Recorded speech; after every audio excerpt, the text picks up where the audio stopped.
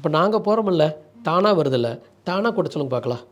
இந்த பெண்கள் மாநாடெல்லாம் நீங்கள் ஒன்றும் சீலையெல்லாம் எடுத்து கொடுக்காதீங்க, பணம்லாம் கொடுக்காதீங்க, விட்டுருங்க அப்படியே. மாவட்ட செயலர், ஒன்றிய செயலர் ஃபோன் ஆஃப் பண்ணி வச்சுருங்க. சிஎம் அங்கே வர்றாரு மட்டும் அனௌன்ஸ் பண்ணிடுங்க. எத்தனை பேர் வர்றான்னு பாருங்களேன். அடுத்தது பெண்களை பார்த்து நீங்களாம் தங்கச்சின்னு சொல்கிறது, நான்லாம் உங்களுக்கு அப்பா மாதிரின்னு சொல்கிறது, இதெல்லாம் தவறுங்க. ஏன்னா இங்கே வந்து கொஞ்சம் கூட லா அண்ட் ஆர்டரில் இப்போ சமயத்தில் கூட திருவள்ளூர் பக்கத்தில் ஏதோ இடத்துல ஒரு பொண்ணு படாத பாடு வர்றா, ஒரு திமுகவில் யாராவது ஒருத்தன் கலாட்டா பண்ணிட்டான்ட்டு 3 நாள் 4 நாள் ஆகி எஃப்ஐஆர் போடப்படலை, இழுத்து அடிக்கிறாங்க. ஒவ்வொரு போலீஸ் ஸ்டேஷனும் கட்ட பஞ்சாயத்து போயிட்டுருக்குது. எங்கேயும் சரியாக எஃப்ஐஆர் போடப்படுறதில்ல.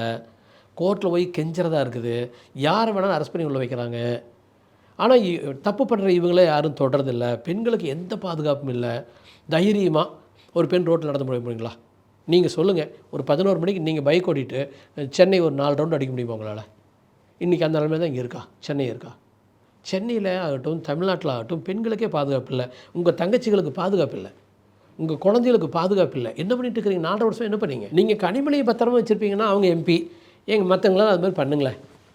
மற்ற பெண்களுக்கெல்லாம் நல்லா பாதுகாப்பு கொடுத்து, எல்லாத்துக்கும் வருமானத்தை பண்ணி கொடுத்து, உங்கள் கனிமொழிக்கு சமமாகவே எல்லா பெண்களையும் கொண்டு வந்து விடுங்க.